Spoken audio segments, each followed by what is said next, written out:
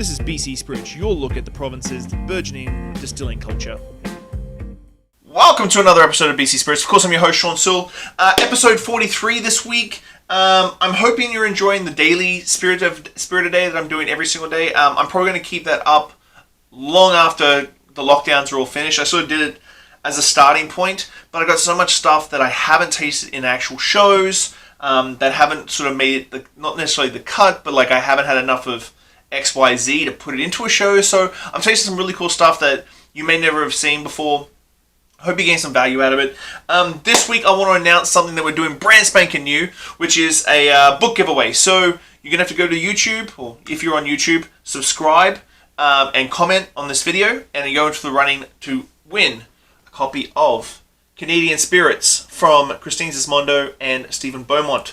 It's a fantastic book about craft distilleries across the country. BC obviously has one of the biggest craft distilling cultures in the country, so they're very, very, very heavily featured in the book. But yeah, so subscribe and like on YouTube, and you go in the running for a copy of that. I've got a lot of books coming up. I've got like 3 of these. I've got 3 of Davin de Kokomo and Blair Phillips books. I've got 3 of my own personal books, which is very narcissistic, but I don't care. So let's kick off the tasting today. Now, I've done vodka a lot lately. To be honest, with the COVID-19 lockdown pandemic, liquor stores are starting to run out of stock. There's not a lot of stuff coming into the island, so it's not easy to get.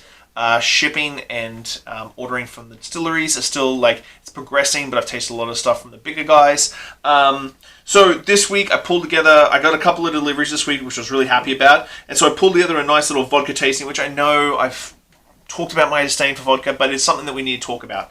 Actually, I'm going to swap that one for that one. So, let's kick it off. Now, I did a podcast last week with Scott Thompson from Mad Lab, and we chatted about this product in particular because of the way that he pitches it is fantastic, and if you haven't checked out their social media, you really, really have to. It's Viking Vodka. Now, this is their sort of entry-level, PET bottle as a cheap and cheerful entry-level into the market vodka to compete with the big boys. So if you're looking for a craft vodka at a good price, the Mad Lab is going to be where it's at. Now, if you haven't had a chance, they got a Canadian Teas and Spirit competition bronze last year. If you haven't had a chance, go look up Viking Vodka on Instagram. You'll get an absolute kick out of it. You'll love it. But it's a fantastic marketing idea, which I thought was just fantastic. And also listen to the podcast because we really talk about why he separated it all out.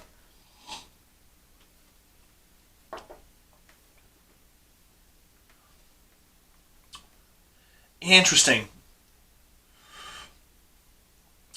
Pot distilled over open flame, which is crazy because open flames are very difficult to when you distill, especially in pot stills, and open flame is very, very hard because the distillation process goes up and down temperature-wise, and so that's why gas is usually more prominent. This is actually a fantastic little product.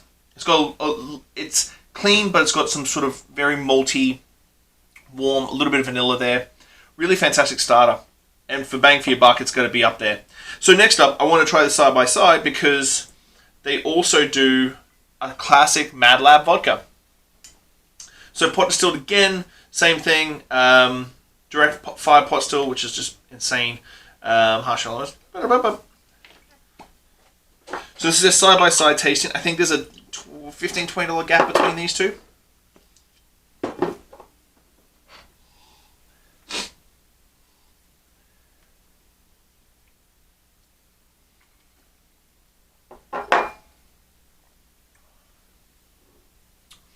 You can definitely tell the similarities. The Viking vodka, much cleaner, a cleaner finish, a cleaner flavor profile.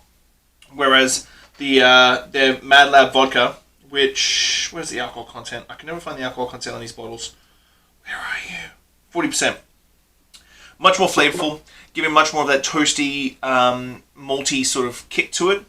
Still clean on the finish, but in comparison, you can tell they're sort of cousins. There's the flavor profile that's very, very similar, but different at the same time.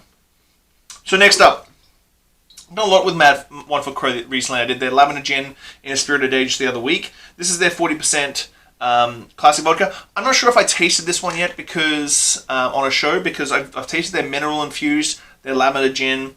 I don't think I've tasted their classic vodka before.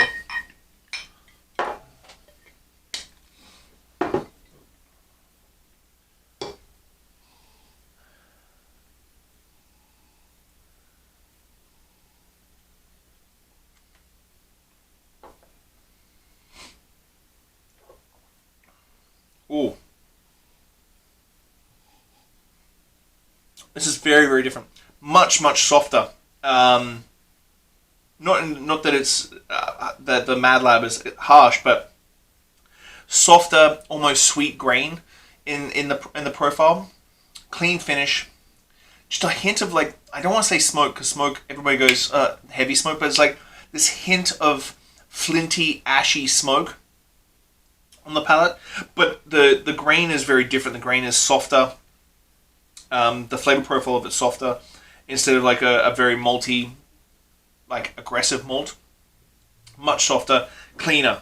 40% alcohol from Gibson's. Nice little product. I think that I'm pretty sure I haven't tasted that one before. Super clean, super fun. Okay, actually all the ones we're tasting is grain, which I don't usually do 100% grain. I usually throw in a honey or a fruit in there just to be weird. Next one up, another one I haven't tried before. Tried on the show, the Okanagan vodka. Now this is their entry level again, their Essentials BC, so this is all grain. They also have a Family Reserve, which is all fruit. Obviously with Okanagan Spirits being one of the oldest and biggest, I did a podcast with Tyler, which is up tomorrow. They have access to, they're almost one of the oldest distilleries in the province. They have access to tons of fields, tons of fruit, the whole shebang. So this is 100% local crafted vodka. All the grains come from the Peace River.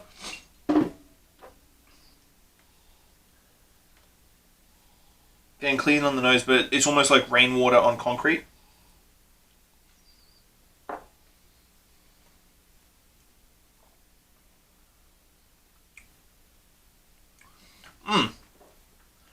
Similarities between the One Foot Crow and the Okanagan Spirits and the softness of malt. That sort of very clean, very rectified sort of flavor profile. Hints of vanilla on this one. But just like a straightforward, to the point vodka, which is fantastic. I like the hard thing with craft vodkas, before we get into the last one, hard thing with craft vodkas is that a vodka by tradition is supposed to be like tasteless, odorless, Not necessarily the case. If you taste like a whole bunch of vodkas, my biggest experience with vodka was sitting there with Jacob Bryars when he worked with 42 Below when I was like 21, 22 years old. And we tasted like 40 vodkas in an afternoon. And the differences even between the macro vodkas was astounding. And each one changes a little bit differently. Depends on how you rectify. Depends on the base spirit, the base ingredient. Depends on, like, again with the Mad Lab, the direct fire over the more modern sort of style. There's a whole load of differences that make up the difference. So distillates are going to change, and so each one is very, very different. So when it comes to craft vodka, it's extremely hard to give yourself a clean, straightforward, mass market sort of flavor profile when using amazing base spirits from the Okanagan or from the Lower Mainland or from Vancouver Island. So, and then not to like just strip the shit out of it and make it a not tasting fucking alcoholic water sort of flavor profile. So it's this hard balance between giving your spirit character to represent your distillery and doing a vodka for the mass market that people are going to want to drink every single day in their Cosmos and their vodka sodas and so on and so forth. So it's a very like touchy thing. This is why craft vodkas for me in BC are extremely hard to review and extremely hard to put together in a way that gives it good representation, because every distillery has a slightly different way that they want their vodka to be perceived. And so I try and, that's why gins are easier, because they have a very specific flavor profile for that distillery. Vodkas traditionally, from a bartender's point of view, should be as neutral as possible. But from a craft distillery point of view, you don't want it to be neutral, you want to give it character. So, with that in mind, let's taste the last one. I've actually never ever tasted this one, ever. This is the Shelter Point Canada one. The guys at Shelter Point looked after me this week really, really well. So this is the very first time I've ever tasted this. I apologize, Jacob, or anyone watching. Now, Shelter Point, obviously, most famous for all their whiskies. Their whiskies are spectacularly epic, awesome. But they do have a vodka, and their gin's very good too. Their botanical gin, I've reviewed that as well. They're both very, very good products. And so, this is the first time I've ever tasted their vodka.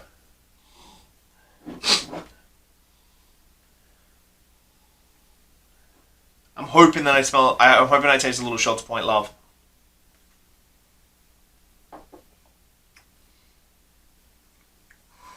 Ooh. Wow. There, you can definitely taste the distillery there, the Shelter Point distillery, the whiskies I've tasted, the gins I've tasted. Very malty, sort of sits in between that soft sweet malt that the Okanagan Spirits and the One Foot Crow have, and that more husky, like musty sort of malt that the Mad Lab vodkas have. It sort of balances out there. Very flavorful, very forward, very reminiscent actually of like a French wheat sort of vodka, so that sort of flavor profile. A little funky on the right hand side here, but again, fantastic vodka from Shelter Point. I'm curious if they're still making that. I'm guessing they obviously are because they sent me a bottle. But fantastic, another but again, guys, like for vodka drinkers are very hard to please in the way of changing up the way they want. My mother-in-law is a vodka drinker. She loves Grey Goose, and I've tried her on a ton of craft vodkas, and it's hard to make her make the move. My father-in-law loves Bombay Sapphire, and I bring him over a ton of BC gins, and he'll still go back to his Bombay Sapphire. Craft vodka market, I don't envy anybody hitting the craft vodka market that makes vodka as a big chunk of their business, because it's such a hard market to break into. Gins, you can get people who gin drinkers are explorative most of the time. They want to try new things. They want to try new tonics. Vodka drinkers are so set in their way. So I appreciate any craft distillery which really leans in and makes a vodka that is spectacular and flavorful and beautiful as these five. So there's my vodka episode. Hope you're enjoying the spirit today. Please remember, go subscribe to the YouTube channel and get on the YouTube channel and comment on this video, and you go in the running for the Canadian Spirits. I'll be giving one of these away every week for the next 3 weeks, and then we'll rotate in a new book. And so you've got like 3 chances to win Canadian Spirits from Stephen Beaumont and Christine Sismondo. Thank you guys for the support. I hope you enjoyed everything. Tomorrow's podcast with Tyler Dyke from Okanagan Spirits. Fantastic episode. Really talks about the legislation changes and how BC legislation really needs to change for craft distilleries. So I doubled down. I did this episode, and I've also put it over to the post-shift podcast as well. So have a good week, guys. Enjoy staying at home, and order online from your local distilleries to get all the cool products that they have. So have a good week, guys. Bye.